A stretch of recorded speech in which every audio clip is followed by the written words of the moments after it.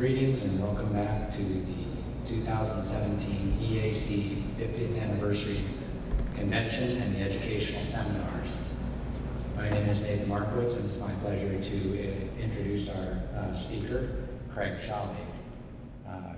Craig worked as a manufacturing engineer and currently collects U.S. Mint medals, and today he will be speaking about the evolution of proof coinage at the U.S. Mint. Thank you, Craig, for joining us today. Thank you, Nathan. As he said, I'm a former manufacturing engineer. Is that better? Okay, everybody can hear me. If you can't hear me, raise your hand. I'm a former manufacturing engineer. I left that occupation when it became more trouble than it was worth, and now for the last 29 years I've worked for the U.S. military. Like many people, I became interested in coins when I was a kid. You know, this is going back years when you used to be able to get a Boy Scout merit badge for coin collecting, and you know, I had the penny book and the nickel book and all that jazz. And like many of us, I lost interest in high school and college when girls and cars took over, and then, you know, in early 20s and into my 30s when, you know, I didn't have a terribly good job, I was just starting out, wasn't a whole lot of money. And then finally, you know, I had a fairly decent job and I got back into it largely through the help of a friend of mine who's unfortunately no longer with us, but Dean got me back into coin collecting. And I started, of course, buying the books. I was one of those guys who bought the books about the same time or a little bit before the coins. And I started reading the standard text. Taxay and Breen were particularly big at that time. And I'm reading their rather stumbling discussions of the manufacturing process. And I'm looking at this stuff and I'm going, well, this isn't right. And not only wasn't it right from a manufacturing standpoint, but they weren't even getting the history correct. So I started researching, and you know, I'm probably most famous these days for being one of the guys, along with Bob Julian, who was going in and combing through the National Archives, which has become very popular these days, and pulling out these nuggets of information on the manufacturing process. And I've done that for a number of years, and now with the invention of the internet, I mean, it's just fantastic because you have information from all over the world on hand. And I did the general manufacturing process for quite a long time, and then around about 2010, 2011, John Danruther and I got hooked up together, and we began looking at the Gobrecht dollars. And that made me delve into the manufacturing process a little bit more. And also, as I continued to work with JD and Saul Teichman, I got into patterns and then proofs. And then that engendered, okay, well, how are the proofs made? And that engendered me now going into, for the last 3-4 weeks, I've been studying antique bronzing processes because I've now gotten into mint metals and discussing how the bronzing processes were done on the large cents, the half cents, and now on the mint metals. So that's just a little sideline. You know, David Finkelstein talked last night about tangents, and boy, I've gone off on a ton of them. And this is again another one of Craig's tangents, the evolution of proof coinage at the U.S. Mint. Come on. There we go. Okay, so the first thing we got to get straight is some basic terms. And early on, the mint did not refer to its proofs as proofs. The earliest term we see is the original mint term for a coin that was specially struck, presentation or collector pieces. We call them proofs. They called them master coins. And JD and I have been combing all over the place trying to figure out where this term came from. we have found very scant documentation, and the conclusion we've come to is it's derived from the British term mint master's coins. Because at that time, in the British mint, the mint master had the right to make himself sample coins. So we assume that it's a contraction of mint master coins. There is surprisingly little documentation in the mint records on proofs and master coins. The first official use we found is an 1843 letter from the curator of the Mint Cabinet and assistant assayer William Dubois to collector Matthew Stickney in reference to coins being sent as part of the infamous Immune Columbia $1804 trade. Today we call that the Immune Columbia $1804 trade because those were the two big coins in the trade, but there were a number of other coins involved. And some of those were what Stickney called master coins. And there was no further explanation in this letter to Stickney as to what master coins are, so quite obviously Stickney, an experienced collector, knew what master coins are, and that means that the term was obviously in common use.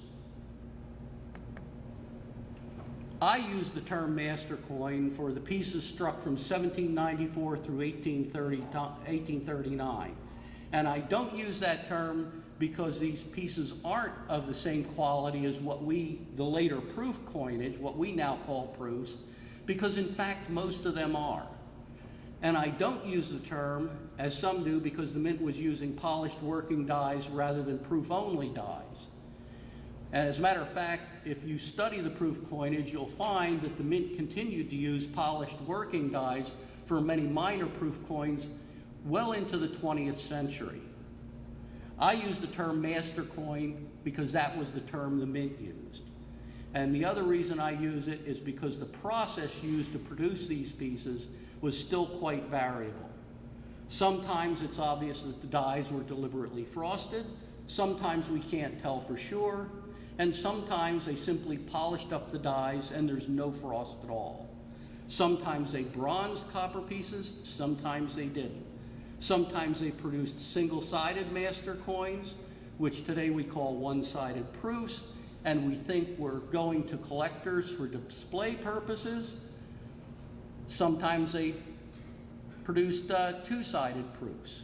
In the end, the master coin period is marked by the mint experimenting with this process, and you can see it in the coinage.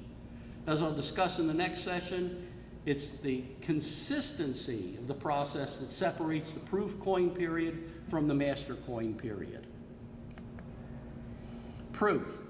That's the term the mint currently uses for coins specially struck as presentation or collector pieces from polished dies and polished planchets. Its use in mint documents dates to at least 1835, when Assistant Assayer Franklin Peel noted in his report on his trip to the European mints that the Paris Mint Commission struck proofs to judge the artist's dies submitted for design competition. And that is how the Paris Mint and the French Mint did everything. They did everything by competition. So at this time, the term was being used in the same sense as it's used in printing and art. That is, an artist's sample to show acceptability of design. In fact, in a subsequent section on the Paris Mint, Peel notes that new working dies are proved using copper die trials prior to them being put into production. So once again, we have a derivation of the term proof being used in the sense of showing suitability. By early 1860, the mint began using proof as another term for master coin.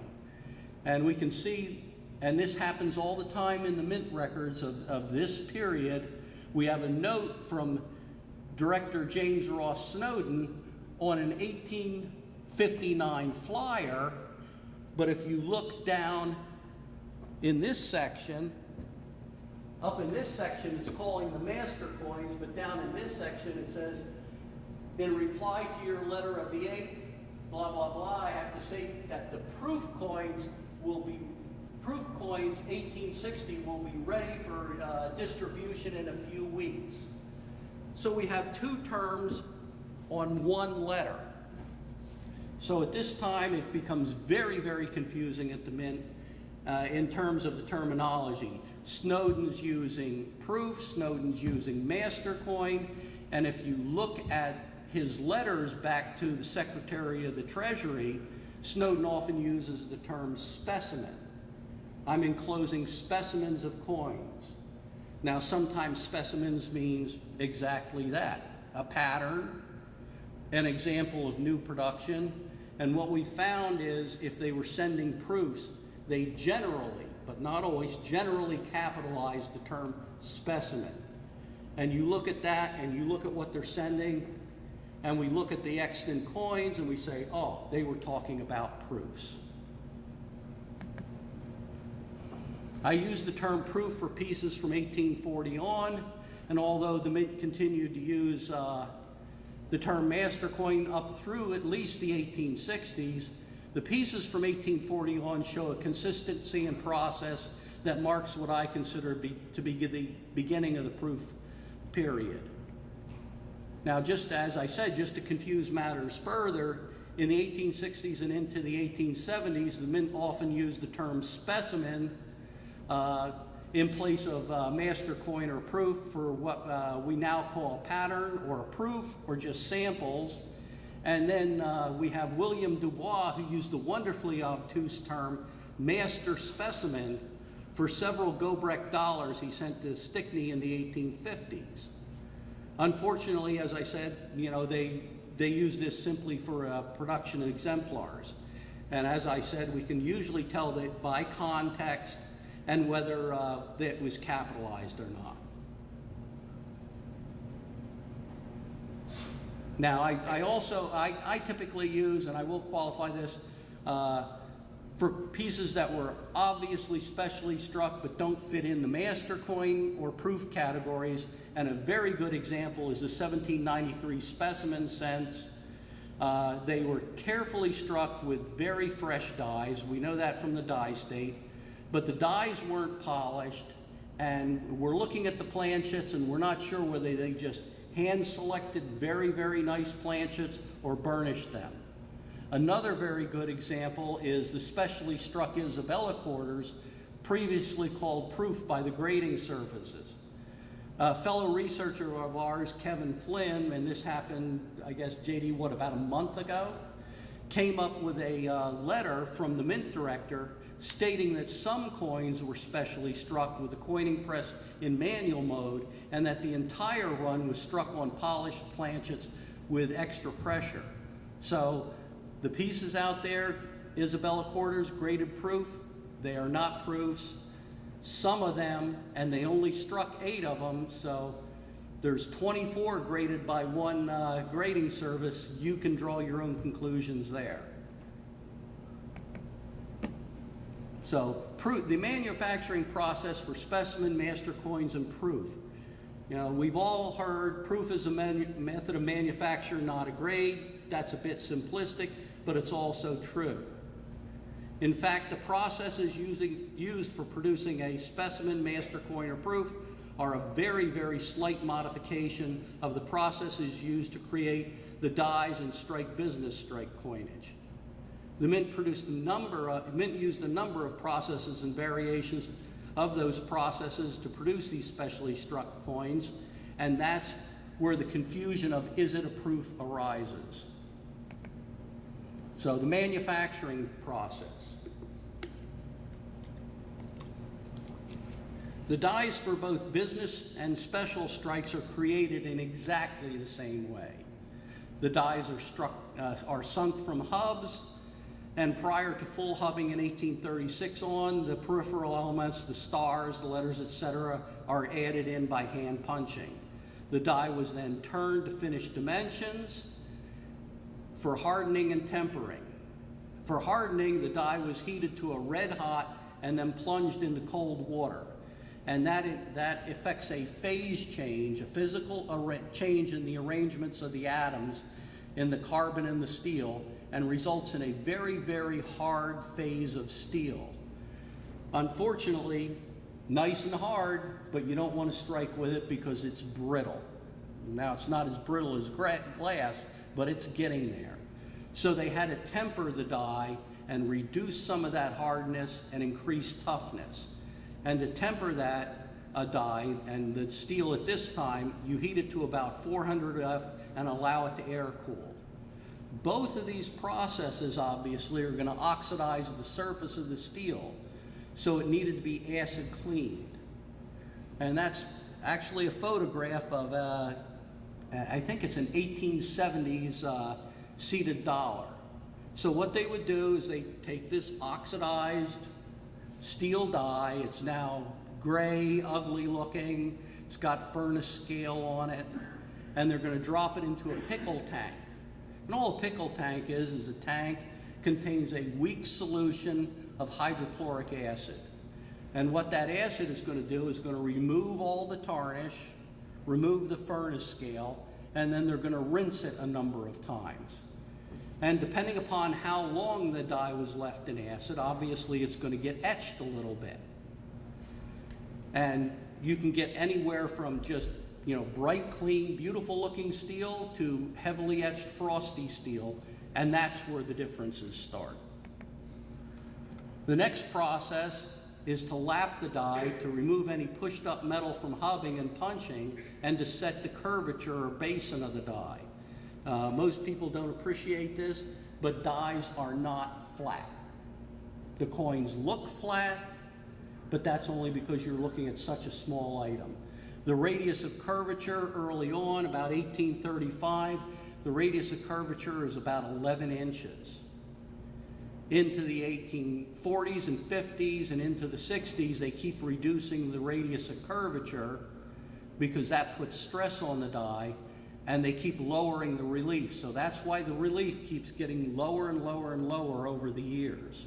Lower relief, flatter die, longer die life. The lapping process is actually very, very easy. You have a rotating wheel.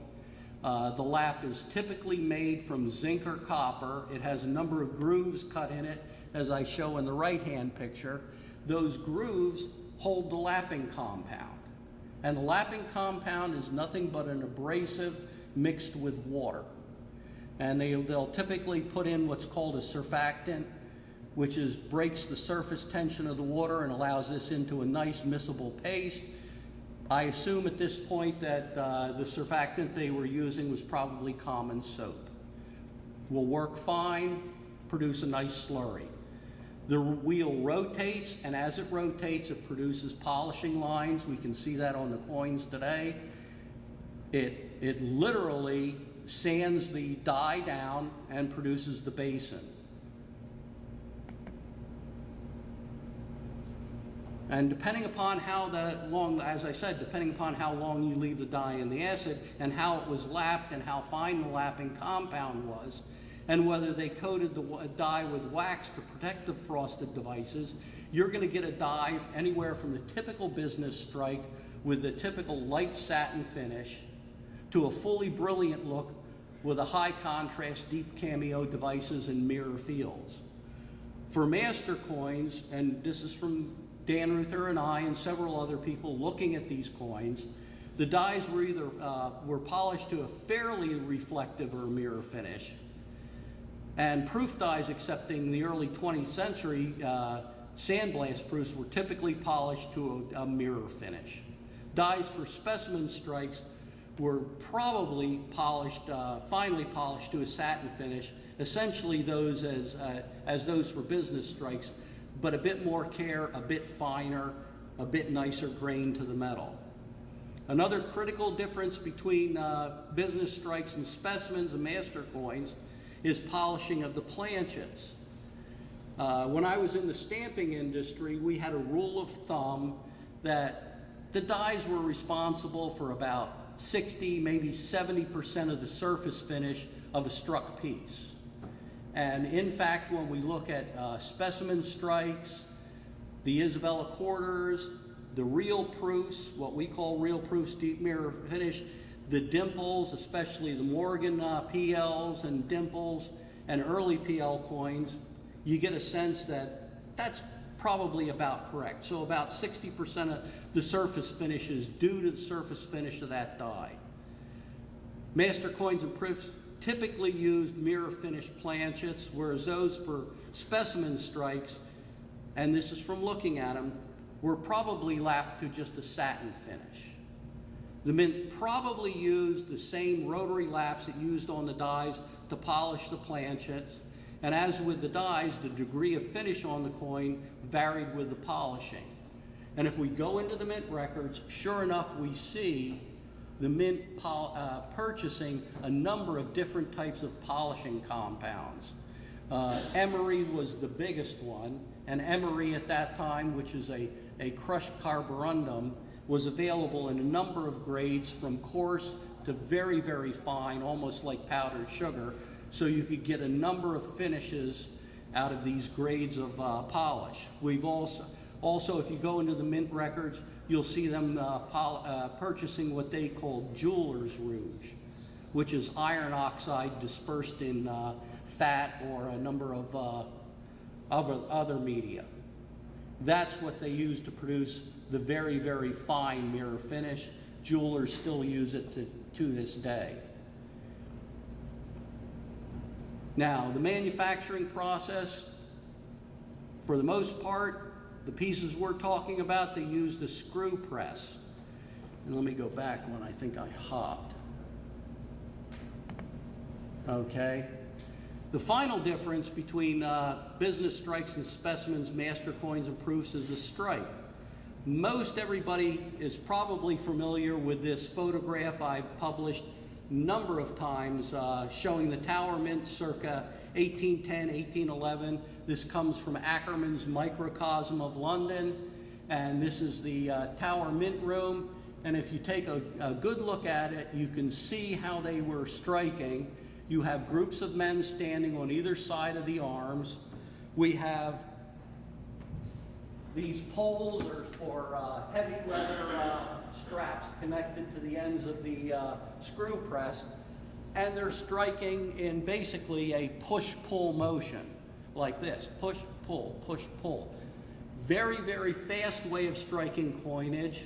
There's a letter from a German prince that visited the mint, and I believe that's circa 1835, and he asked the coiners how fast they could strike coins. They were striking $50, and they replied that they could do 43 a minute. That's a pretty good striking rate.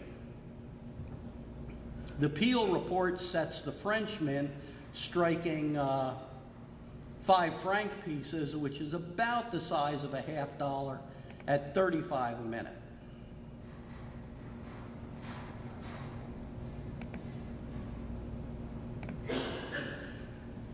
However, that push-pull motion is not the way to get the maximum pressure out of a screw press.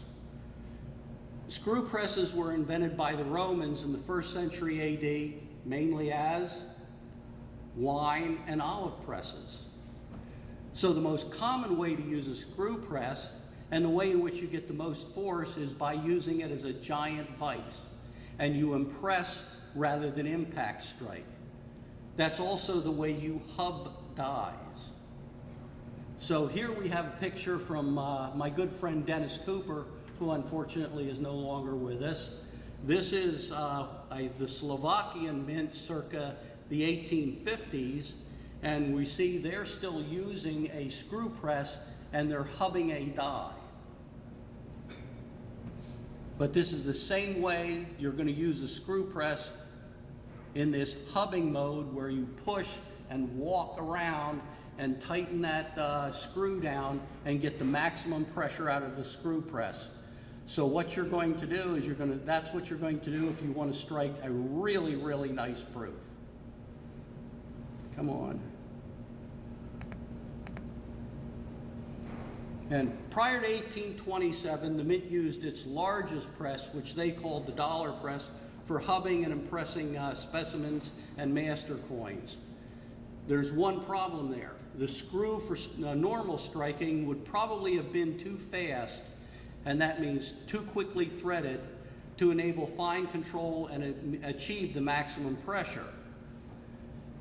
So likely what they did when they wanted to hub dies or possibly even strike proofs is they'd have to pull this screw out, put a slower screw in, and then do their hubbing or striking of the proofs or master coins. In 1827, the mint purchased a brand new press for